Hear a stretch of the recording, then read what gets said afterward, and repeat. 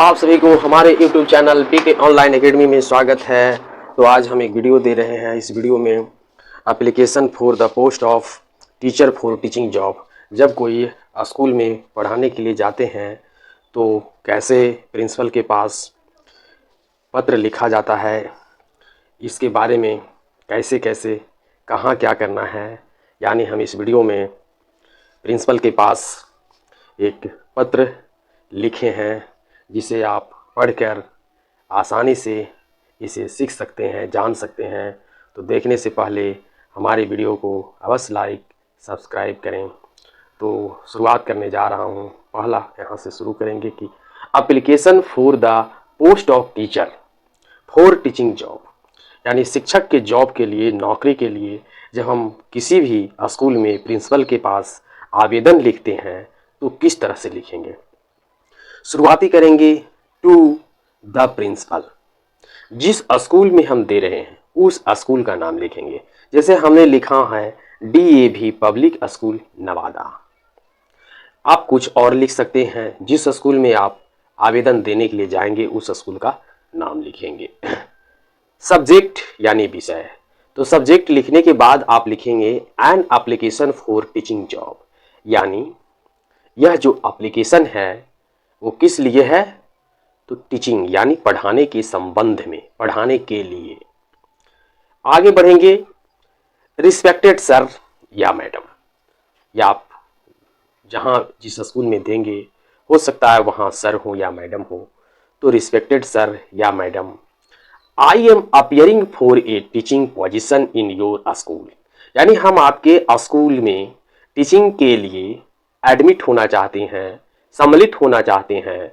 तो I have completed graduation from MU, आपने किसी दूसरे यूनिवर्सिटी से किए होंगे तो आप वहाँ लिखिएगा। मान लीजिए ग्रेजुएशन की जगह आप इंटरमीडिएट होंगे, मान लीजिए आप पोस्ट ग्रेजुएट होंगे, PhD होंगे, आपके पास जो भी क्वालिफिकेशन होगा वो यहाँ कंप्लीटेड ग्रेजुएशन, पोस्ट ग्रेजुएशन या तो जो भी होगा जिस यूनिवर्सिटी से लिखे किए हैं लिख सकते हैं, या इसके जगह आप कुछ और लिख सकते हैं, नहीं भी लिख सकते हैं।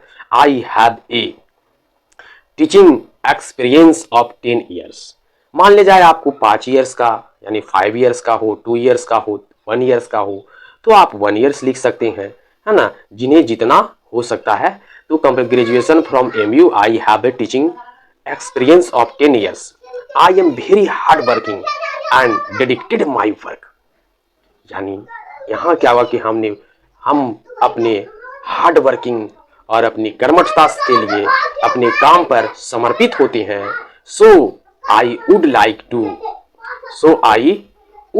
To use my experience and skill in your school, यानी हम उदार रूप से कहेंगे कि हमारी एप्लीकेशन को, हमारे एक्सपीरियंस को, हमारी स्किल्स को, जो हमारे पास सीखने और सिखाने के जो गुण है, इन योर स्कूल, यानी हम आपके स्कूल में इसका प्रयोग करेंगे।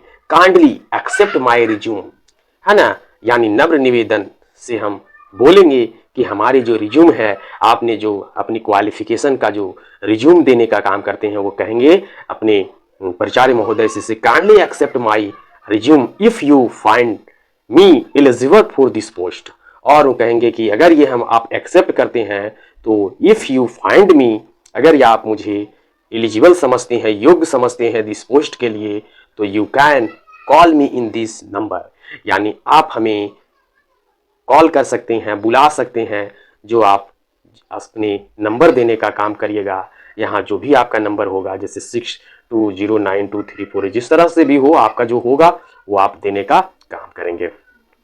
उसके बाद आगे लिखिएगा थैंकिंग यू योर सिंसियरली, है ना, यानी लिखते हैं कि आपका आज्ञाकारी, आपका लिखने का सबका अपना है, तो योर सिंसियरली, फिर आप यहाँ नेम लिखिएगा।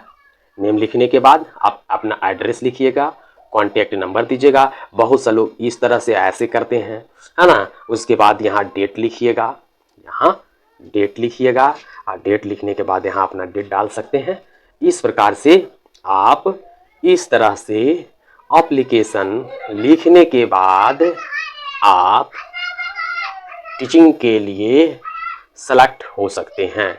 तो दोस्तों, अगर हमारी वीडियो अच्छा लगे तो अवश्य लाइक करें, सब्सक्राइब करें, वीडियो को शेयर करें। Thank you.